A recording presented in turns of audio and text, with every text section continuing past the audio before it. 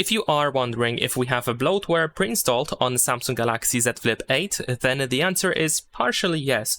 We have many apps pre-installed on Samsung Galaxy Z Flip 8. As you can see, here's how the app drawer looks like right after the initial configuration. There are also some other Samsung and Google apps in these folders.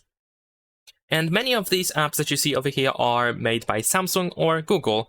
However, there are a couple of apps that I think should not have been pre-installed, like for example, Facebook, Instagram, TikTok, Spotify, Netflix, and so on and so forth.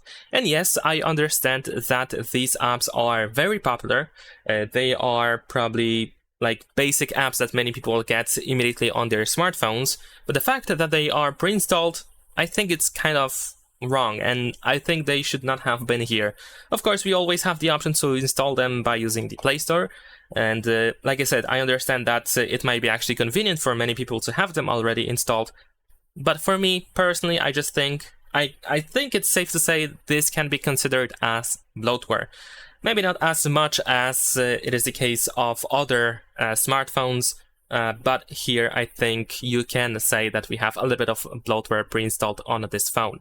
Leave a like and subscribe.